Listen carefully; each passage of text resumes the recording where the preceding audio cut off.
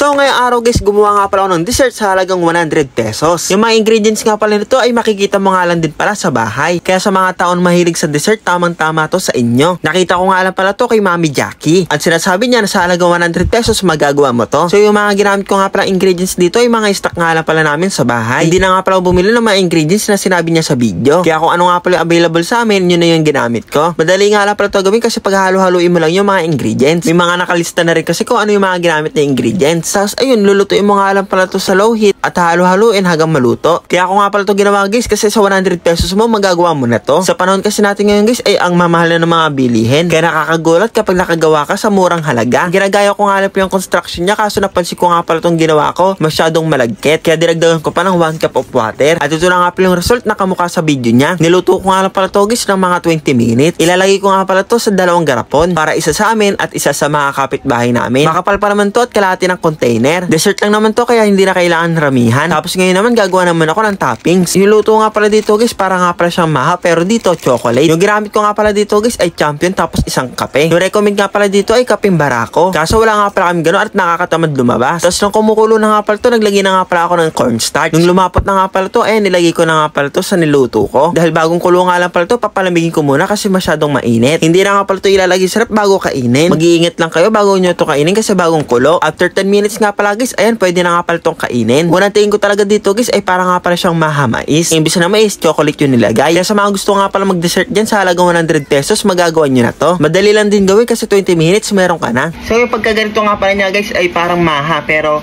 hindi gata pero gatas. Imbis na mais, chocolate na kape. So yung lasa nga pala to guys ay matamis na mapait kasi nga gawa ng toppings niya. Siguro masarap to kapag nilagay sa freezer. I-rate ko siya guys ng Honey's Review 9/10. Mali yata yung nagawa ko kasi medyo jelly-ish siya Dapat crunchy siya. Masarap naman.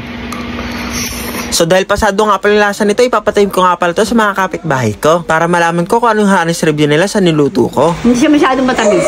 Next nga pala papatikim ko guys ay si Kuya Dug. Si Kuya Dug nga pala guys ay palagi nga pala siya nagbibigay ng Honey's Review sa akin. Hindi ko lang alam guys kung totoo ba yun o eme-eme lang. May chocolate pero hindi ko lasa. Masasa ko to. Nandito nga pala yung boyfriend niyang si Jerome. First time niya nga pala matitikpan yung napakasarap kong luto. Ano yan? Wala, hindi nasarapan. Hindi ko malasahan chocolate. O diba, yung chocolate? Hindi ko lasahan. Ewan ko sa dalawang mag-boyfriend na to guys, dead ma sa pangit. Ipapatikim ko na lang to sa iba kong kapitbahay. Panigurado, masasarapan sila at bibigyan nila ako ng Honey's Review. Sarap, kaso pa mapait. Anong luto to? Sarap.